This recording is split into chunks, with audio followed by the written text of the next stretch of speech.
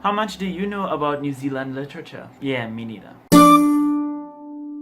One of the events that I attended on Sunday at the NGC Bocas Lit Fest was Man Booker Prize Presents, which was a conversation that Shivanee Ramlochan had with Eleanor Catton. Does that latter name sound any familiar? That's because Eleanor Catton is an author from New Zealand who wrote the 2013 Luminaries, a book that won the Man Booker Prize that year, and also made her the youngest recipient of that award. The Luminaries is a 19th century literary mystery novel set in New Zealand, and let's just address the elephant in the room, which is the fact that this book is literally the size of an elephant. At 832 pages, it is longer than the average human lifespan. Usually I am intimidated by big books, but after attending this event, I am very excited to get into this one. It started off with Catton reading a portion of the book for the audience and then jumped straight into the interview. The first thing that they talked about was the structure of the book being guided by the mathematical golden ratio and of course astrology. I didn't really know too much about these fancy things, but what I did see was an immense passion and excitement in Eleanor when she was explaining all of it. And it made me think a lot about the power that literary fiction and that words in general have, the ability to take these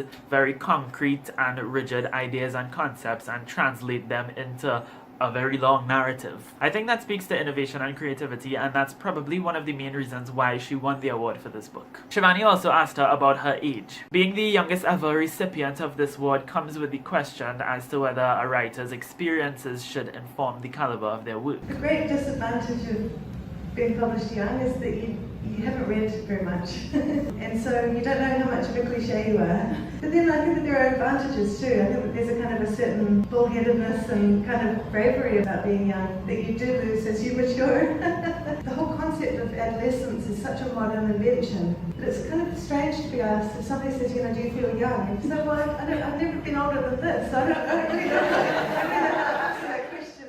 I found this whole idea of adolescence being a modern construct or invention to be quite interesting, because there's this understanding that with age comes experience and wisdom, which is probably the reason why when we think of these prestigious literary authors, our mind tends to focus on people who might be older or middle-aged or something. But that isn't always the case, obviously. Catton spoke of Mary Shelley, who wrote Frankenstein at 19. At 19, I couldn't even properly write a Facebook status. The thing is, when we hear an author is young, we often get shocked, because yes, young people do still have a lot to learn and experience. But that doesn't mean that we don't have a lot to say and can't contribute something of substance. There was also an interesting discussion about New Zealand literature. Being one of the last places to have been discovered and colonized by Europeans, New Zealand's literary history does not really extend beyond the 20th century. Eleanor explained that most of the early work sort of veered away from that New Zealandishness because it was seen as almost an embarrassment and something unnecessary. So because of this, she talked about that with the Luminaries, she tried to write New Zealand into the tradition of a 19th century Victorian novel, as well as the challenges of writing simultaneously for New Zealanders as well as people who are not from New Zealand. Another conversation had was about breaking the rules of literature. How far is an author allowed to go with the moral and objective rules of literature and writing, whatever you see those things to be? I think that if you ever break a rule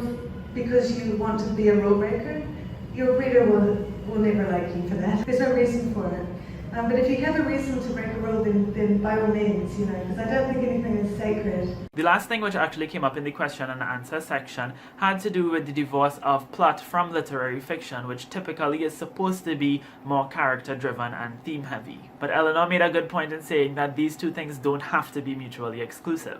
I think that it can be delightful, that you can want to keep on reading to know what happens. There are many works that don't that would resist that split. Yeah, but I think that plot I just think it's marvelous. I think it's such a silly thing to be opposed to. Yeah. I've realized that my favorite books tend to be books that could balance the two, books that have a really thrilling and engaging plot and that I can't stop turning the pages, but also has something of substance to say about the characters and the themes being presented. This event was absolutely fascinating, and I actually got my copy signed, which was amazing. The fact that I now have a signed copy of a book that won the Man Booker Award, like that it just completely blows my mind. I absolutely cannot wait to read the Luminaries, even though I might finish it by the time Thy Kingdom done reach. But yes, I'm sure that this is definitely one to keep on your nightstand, or to use as a nightstand. Okay, Saajid, we get the point. The book is big, stop making jokes now. In the comments down below, share all of your thoughts on any of the things that were brought up in this video. Thank you so much for watching. I hope you have a lovely day, and until next time, inshallah, keep reading.